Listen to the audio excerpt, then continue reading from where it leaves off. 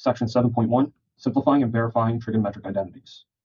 In this section, we're going to focus on simplifying trigonometric expressions and showing that other identities hold true. We've already learned a few basic identities in the previous unit. We learned the reciprocal identity, quotient identities, Pythagorean identities, and the even-odd identities. Throughout this section, we'll use these identities to help simplify trigonometric expressions and to help verify the validity of other identities.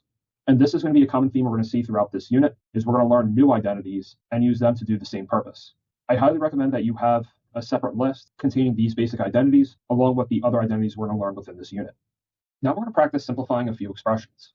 The term simplifying can be a bit ambiguous, but here we want to rewrite each expression so that way there's no other trigonometric identities we can use and try to make the expression as condensed as possible. The hardest part is trying to figure out how to start simplifying. If I take a look at my expression, notice that 2 out of my 3 trig functions have x as the input, while the other one has negative x. This leads me to believe that the first step should be to apply the even-odd properties, so that way we can rewrite the sign of negative x, so that way the input of sine becomes x. Recall from our list of identities, sine is an odd function, meaning we can take the negative sign and kick it out to the front. Now from there, how can we simplify farther? Well, if I look very carefully, I notice sine and I notice cosecant are being multiplied together. Recall that sine and cosecant are reciprocals. So thanks to the reciprocal identity, I can rewrite the cosecant x as 1 over sine x. The sine x is canceled, and I'm left with negative cosine x. And that is as simple as I can make this expression, since I now have it written as a single trigonometric function. Now we're going to simplify cotangent of x, sine of x, plus secant of x, cosine squared of x. When we're not sure how to go about simplifying, a common strategy is to try to rewrite all of our non-sine and cosine trig functions in terms of sine and cosine using reciprocal or quotient identities. For example, here, cotangent of x is cosine of x over sine of x, and secant of x we know is the reciprocal of cosine of x. Now we can proceed to simplify. In the first term, the sine x is canceled, and in the second term, a pair of cosines cancel, which leaves us with cosine x plus cosine x. Now we can combine our like terms, and we're left with 2 cosine of x. Now we're going to simplify 1 plus secant of x over 1 plus cosine of x. Immediately looking at this, I don't see any identities we could use right away, but I do see secant identity to rewrite in terms of cosine. And we're left with 1 plus 1 over cosine x all over 1 plus cosine x. By using the reciprocal identity, we did create a complex fraction. Whenever we had complex fractions in the past, we can multiply top and bottom by the least common denominator of all those smaller fractions to try to clear the denominators. Here, I'll multiply top and bottom by cosine x, which is the equivalent of multiplying our expression by 1. In the numerator, we can distribute the cosine x. In the denominator, I'm not going to distribute the cosine x, though. The reason being is when we try to reduce fractions, it makes it easier when things are factored out. Since my main purpose of multiplying top and bottom by cosine x is to try to eliminate the denominator in the numerator, I'm not going to bother foiling out the denominator because I may have to factor it later to further simplify. In the numerator, we get cosine x plus 1 after distributing the cosine x. In the denominator, we get cosine x times 1 plus cosine x. Next, if we take a look at the cosine x plus 1 and the 1 plus cosine x, keep in mind addition is commutative, meaning the order of the addition doesn't matter. So cosine x plus 1 is the same as 1 plus cosine x. And we see the common factors of 1 plus cosine x, so we can cancel them out, and we're left with 1 over cosine x. 1 over cosine x we can rewrite as secant x thanks to the reciprocal identities. Next, we're going to simplify tangent of x over cosine of x minus secant of x. Just like in the previous problem, we can start off by rewriting our tangent and secant in terms of sine and cosine. Tangent x is sine x over cosine x thanks to the quotient identity, and secant x is 1 over cosine x thanks to the reciprocal identity. Now, just like in the last example, I have a complex fraction. So I'm going to multiply top and bottom by the LCD of my little fractions, which here is cosine x. When we multiply in the numerators, the cosine x will cancel, leaving us with sine x. In the last example, we didn't distribute in the cosine x in the denominator because we really didn't need to clear any of the denominator in the denominator itself. But here, since I'm trying to cancel out that cosine x in the second term of our denominator, I do want to distribute. And when we do, we get cosine squared x minus 1. Now, where do we go from here to start simplifying? All of our expressions are sine and cosine, so I don't think we should use the reciprocal or quotient identities. I'm not dealing with an input of negative x, so I don't think we should use the even-odd identities. But if I look carefully, I see this cosine squared x. Whenever we see cosine squared x, sine squared x, or a trig function being squared, and we've already exhausted some of our basic quotient and reciprocal identities, that is a sign that we should turn our attention to the Pythagorean identity. The Pythagorean identity states that sine squared x plus cosine squared x equals 1. So I can replace 1 in my denominator with sine squared x plus cosine squared x. And notice how I'm putting parentheses around the sine squared x plus cosine squared x? That's because I'm replacing a term with an expression, so I need parentheses. Then I can distribute in the negative 1. Now to simplify, we see the cosine squareds cancel out, leaving us with sine x over negative sine squared x. The negative in the denominator we can bring out to the side, and we can reduce our fraction, canceling out a sign in the numerator and denominator. And we have negative 1 over sine x thanks to the reciprocal identity, is cosecant x. So our expression simplifies to negative cosecant of x. Now, sometimes we may not want to completely simplify a trigonometric expression. Sometimes when we're trying to solve equations, we may want to factor it so that way we can later use the zero factor principle. So in this example, we're going to practice factoring some trigonometric expressions. This expression we see here looks quadratic. We see a cosine squared in one term and a cosine in the other term. To help us visualize the factor, we're going to do a substitution. We're going to make u equal to cosine theta. Then anywhere we see cosine theta, we're going to replace it with u. Recall from before that the notation of cosine squared theta is the same as cosine theta quantity squared. So cosine squared theta becomes u squared. Now we can see that this is indeed quadratic, and it's a lot more manageable and less intimidating to factor. Since the leading coefficient is not 1, the way we can factor this is we can take the leading coefficient and multiply it with the constant, which would be negative 2. So we want to figure out two numbers that multiply together to give us the negative 2, but add together to give us the coefficient of the middle term, which in this case is 1. Well, two such numbers that work is positive 2 and negative 1. Positive 2 times negative 1 is negative 2. 2 plus negative 1 is 1. We can use these two numbers to rewrite the middle term to 2u squared plus 2u minus 1. Now we can factor by grouping. If we look at the first two terms, we can factor out a 2u. In the second two terms, we can factor out a negative 1. Now we reduced our four terms down to 2, and in those two terms, u plus 1 is a common factor, so we can factor out the u plus 1. Now that we have finished factoring with respect to u, we can replace the u with the cosine theta that we originally substituted out. And we get that 2 cosine squared theta plus cosine theta minus 1 equals cosine theta plus 1 times 2 cosine theta minus 1. Next, we'll factor 4 sine squared theta minus 1. Now, we could factor this with the substitution, but if we look at 4 and 1, notice that they're both perfect squares, while the sine is being squared. So 4 sine squared theta is the same as 2 sine theta squared, while 1 is 1 squared. So what we really have is a difference of squares. And if you recall, the way we factor a difference of squares is a squared minus b squared equals a plus b times a minus b. So 2 sine theta squared minus 1 squared factors to 2 sine theta plus 1 times 2 sine theta minus 1. And by identifying the special factoring rule, we didn't have to use a substitution, which allowed us to factor much quicker. Next, we're going to start verifying identities. Verifying identities means we're trying to show that a given identity is true no matter what value of x I plug in for the domain of those functions. There is no hard and fast rule on how to verify trig identities, but there are some guidelines that we can use to help us in verifying. First, you want to start by simplifying the side that you think looks the most complicated, and you want to try to make it as simple as you can. So if we take a look at our example, we want to verify that 1 plus sine x times 1 plus sine negative x equals cosine squared x. We can clearly see the left-hand side is the most complicated.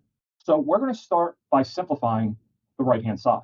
Now from here, the rest of the guidelines kind of vary depending on the situations we're in. We want to try to look for opportunities where we can factor, square binomials, or add fractions. If we can't think of anything to do algebraically to manipulate, we do want to know which functions are in our final expression and look for opportunities to use the identities that we've seen before to make proper substitutions. And if we still can't think of a path forward, just like with simplifying, we can try replacing all the non-sine and cosine trig functions and rewrite them in terms of sine and cosine using quotient or reciprocal identities. Now from here, how can I start making my left-hand side look more like my right-hand side? Well, if I look very carefully at my right-hand side, notice that my input of my trig functions is x, not negative x. So I can apply the even-odd identities to the sine negative x, so that way its input becomes x. Recall that sine is an odd function. So by the even-odd properties, I can kick the negative sign out of sine x and bring it to the front of sine. So now I've made all my inputs match what I would want on the right-hand side. But I don't see right away how to rewrite sine as cosine without using something like the cofunction identity. But one thing I do notice is my right-hand side is just a single trigonometric expression. My left-hand side right now is a product. So one thing I can do is FOIL the 1 plus sine x and the 1 minus sine x to see what I can do from there. And when I do, I get 1 minus sine squared x. My right-hand side has a cosine squared x, but so far my simplified version of my left-hand side has a sine squared x. How can I rewrite the 1 minus sine squared x so I have a cosine squared? Well, when I see the cosine squared and the sine squared, we should start thinking about the Pythagorean identities. Specifically, we know that sine squared x plus cosine squared x equals 1. Now, we don't have to use this identity exactly the way it's written here. We are allowed to manipulate our other identities in order to better help verify the identities. So notice that my left-hand side is currently 1 minus sine squared x. If I subtract sine squared x from both sides, I get that cosine squared x is also equal to 1 minus sine squared x. So thanks to the manipulation of our Pythagorean identity, we get that our left-hand side simplifies to cosine squared x, which is equal to our right-hand side. So from this work, we have shown that my left-hand side, the 1 plus sine x times 1 plus sine negative x, equals my right-hand side, cosine squared x, which verifies the identity. Next, we're going to verify that secant squared x minus 1 over secant squared x equals sine squared x. We'll start by picking the side that looks most complicated, which here is the left-hand side. Now, Here, if I compare it with the right-hand side, notice how our right-hand side has a sine function. Even though secant and sine are not reciprocals, we could rewrite secant in terms of cosine and see if anything would help us from there. Recall that our reciprocal identity states that secant of x equals 1 over cosine of x. If we square both sides of this identity, we get that secant squared x has to equal 1 over cosine squared x. So our secant squared x's we can replace with 1 over cosine squared x's. And now we can try clearing denominators like we've done in previous problems when we were simplifying. We'll multiply top and bottom by cosine squared x. In the top, we'll distribute. And in the bottom, the cosine squared x's cancel out, leaving us with 1. And what's great about this is anything divided by 1 is itself. So we were able to so far simplify our left-hand side down to 1 minus cosine squared x. Now that I've done quite a bit of simplifying, how can I rewrite what we have so far for the left-hand side to have a sign in it? Well, since I see cosine squareds and sine squareds, once again, we should think of the Pythagorean identity. Sine squared x plus cosine squared x equals 1. And just like before, I see my left-hand side simplified to 1 minus cosine squared x. Well, if I subtract cosine squared x from both sides of my identity, I have that 1 minus cosine squared x equals sine squared x. So 1 minus cosine squared x equals sine squared x. Therefore, my left-hand side can be simplified down to sine squared x, which is my right-hand side, and thus verifying this identity. Next, we're going to verify the following identity. If we look at this identity, we can see the left-hand side is definitely the more complicated side. So we're going to start by simplifying the left-hand side. Now, there's a couple different options we can go when it comes to simplifying the left-hand side. If we wanted to, we could use the even-odd properties right now, since we can see our right-hand side, the inputs to our trig functions are theta as opposed to negative theta of the left-hand side. But if I look at the left-hand side carefully, notice how each input is negative theta. So in this situation, I'm not going to use even-odd properties just yet. I'm going to see if there's anything else I can do to simplify first, then I'll apply the even-odd properties to make the inputs match. It may be very tempting to try to use the Pythagorean identity right now, because if we look at the numerator, we see sine squared of negative theta, cosine squared of negative theta. But if we look very carefully at the operation between them, we're not adding sine squared and cosine squared, we're subtracting. Since we're subtracting, instead of adding, we cannot apply the Pythagorean identity. But the subtraction does allow us to do some factoring, because sine squared is a perfect square, cosine squared is a perfect square. So we can apply the difference of squares factoring rule, and we get that our numerator factors into sine of negative theta plus cosine of negative theta times sine of negative theta minus cosine of negative theta. And we can see common factors between the numerator and denominators. Our sine of negative theta minus cosine of negative theta will cancel out, leaving us with sine of negative theta plus cosine of negative theta. Now our left-hand side is much simpler than it was before, and is starting to look more like our right-hand side. So let's go ahead and use the even-odd properties now. Sine is odd, so sine of negative theta equals negative sine of theta. Cosine is even, so cosine of negative theta equals cosine of theta. And if we compare it with our right-hand side, notice that the cosine term is first. So if we rearrange our terms, negative sine theta plus cosine theta equals cosine theta minus sine theta, which is our right-hand side. So our identity is now verified. One thing to keep in mind is that there are generally many different ways we can verify trig identities. Our goal is usually to try to find the fastest and shortest way to verify. If we take a look at our next example, we can see the left-hand side is the most complicated side. So we'll start by simplifying our left-hand side. Now, it may be very tempting to want to FOIL out this expression. We see multiplication with binomials. It's very tempting to want to FOIL. But if we look very closely, the 1 minus cosine squared x, we've seen in quite a few different problems. The 1 minus cosine squared x, we know is sine squared x from the Pythagorean identity after we subtract over the cosine squared x term. The 1 plus cotangent squared x, that is another one of our Pythagorean identities. According to the Pythagorean identities, 1 plus cotangent squared x is cosecant squared x. Now, how can we simplify this any farther?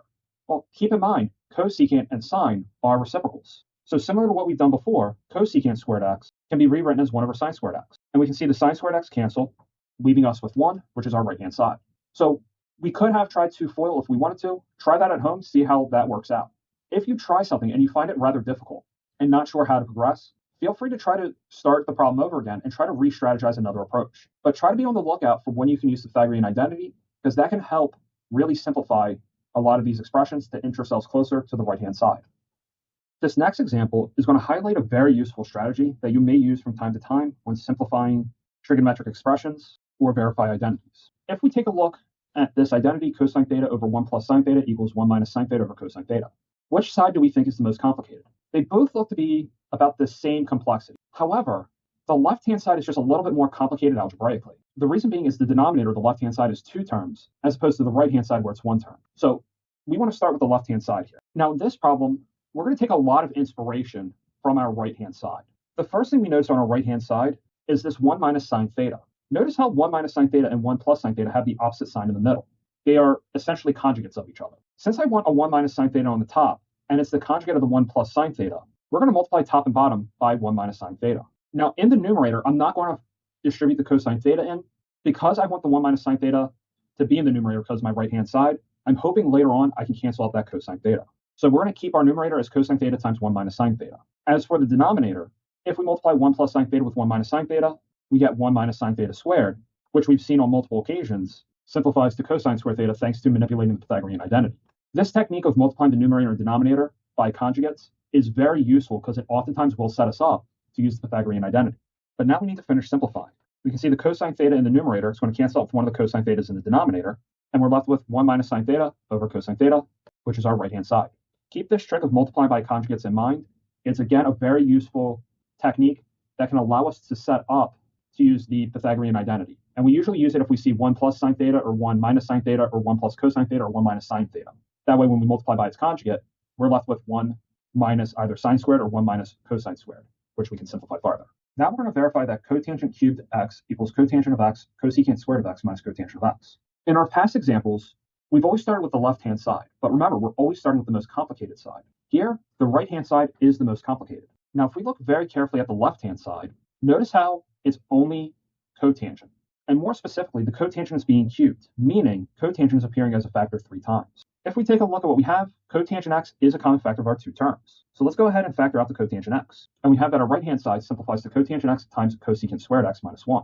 Well, so far I only have one cotangent x. Since I have cotangent cubed x on my left-hand side, somehow I need to get a factor of cotangent squared x. Since my new goal is I'm trying to get a cotangent squared x, and I see a cosecant squared x, I once again want to turn to the Pythagorean identities. According to the Pythagorean identities, 1 plus cotangent squared x equals cosecant squared x. I can subtract over 1, and I get that cotangent squared x minus 1 equals cotangent squared x, which is precisely what I was hoping to find. So I can replace the cotangent squared x minus 1 with cotangent squared x. Cotangent x times cotangent squared x is cotangent cubed x, which is our left-hand side.